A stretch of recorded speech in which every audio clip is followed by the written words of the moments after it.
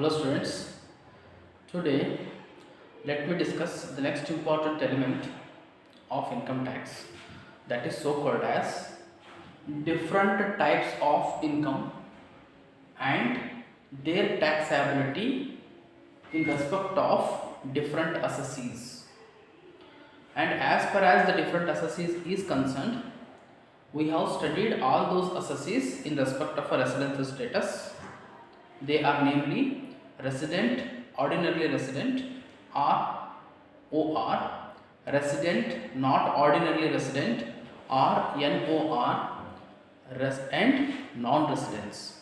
So these are the different types of assessees based on the residential status. And if these assessees are going to receive any kind of income, how that is going to be taxed, that is going to be studied with the help of this kind of a table. And let us go through all those different types of income and how they are going to be taxed in respect of each of these assessees. Let us go through one by one. The first source of income is that income earned and received in India. Very important. What is income earned and what is income received? Both are different concept only. Income earned in the sense the origin or the source of income. It means that from what origin or the source income is rightly being earned. That focuses on the origin or the source of income. That is nothing but income earned. Income received in the sense it is a receipt of income. So when you go through these different types of assessees, actually the source of income or the origin of income and receipt of income can be taken place any countries of the world, not necessarily in India. Sometimes the income may be earned in India and that income is going to be received in some other countries of the world.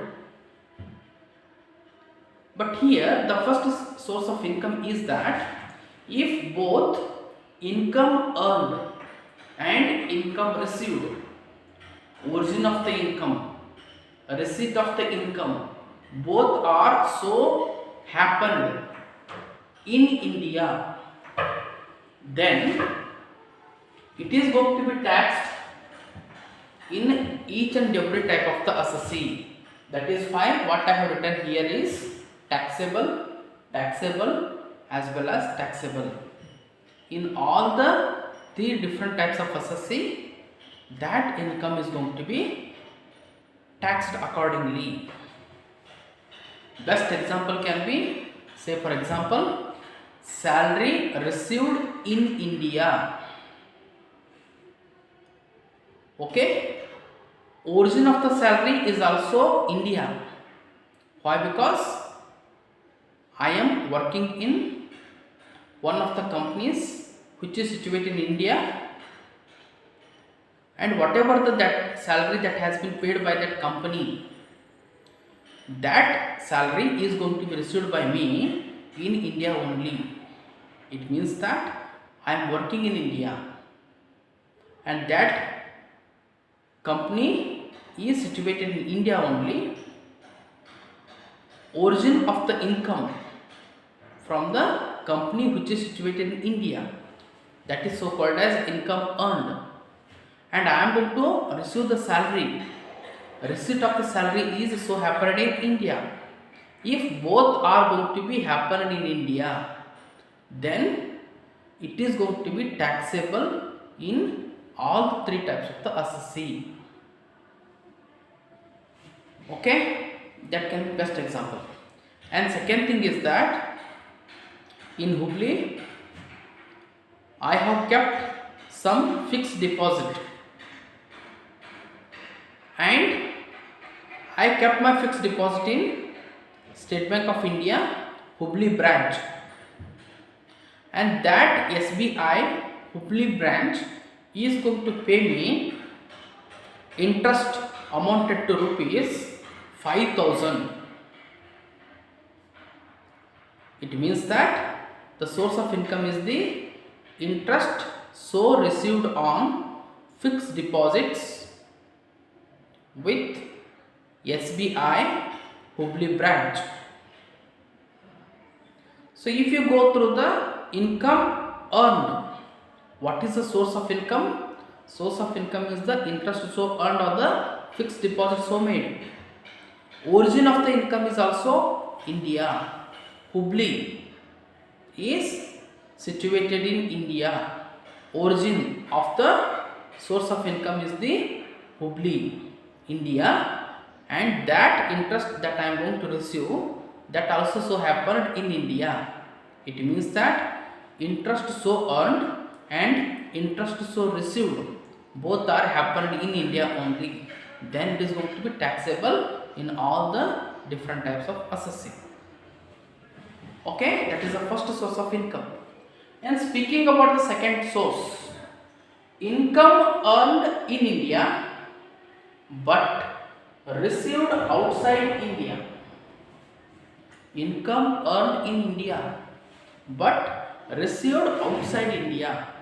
It means that origin of income is the India only, but the thing is that that income is going to be received outside India. Then it is going to be taxable in all the different types of assessee.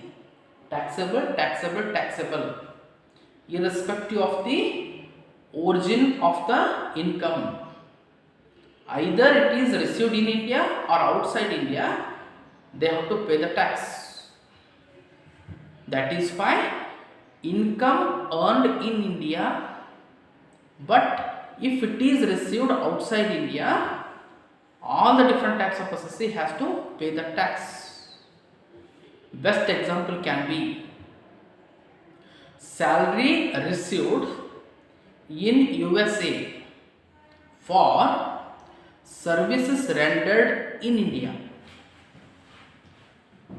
So origin of the income is India. Why? Because services have been rendered in India only, and that receipt of income in the outside India, in the USA, then taxable, taxable, taxable in all the different types of assessee.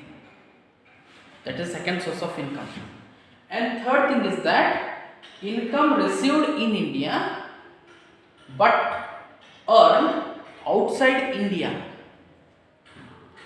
Receipt of income is India only, within India only, but origin of income, income earned outside India. It means that, say for example, I am running one business in Germany, in a country like Germany, and by conducting a business in Germany, I am going to earn the profits. It means that origin of profit from the business from Germany itself. Origin in the sense earning of the income was so happened due to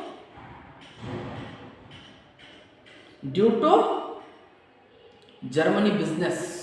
That is the origin of income, is the Germany business. But that profit from the Germany business is going to be received in India. Or take one more example. I am going to provide professional services in Japan, and whatever the professional fee is there, that I am going to receive in India. Why I am receiving the income? That is so called as the origin of income. Why I am earning the income, earning the fees? because of delivering the professional fees. Where actually you have rendered the professional services in a country like Germany, that is outside India, due to professional services that are rendered in Germany.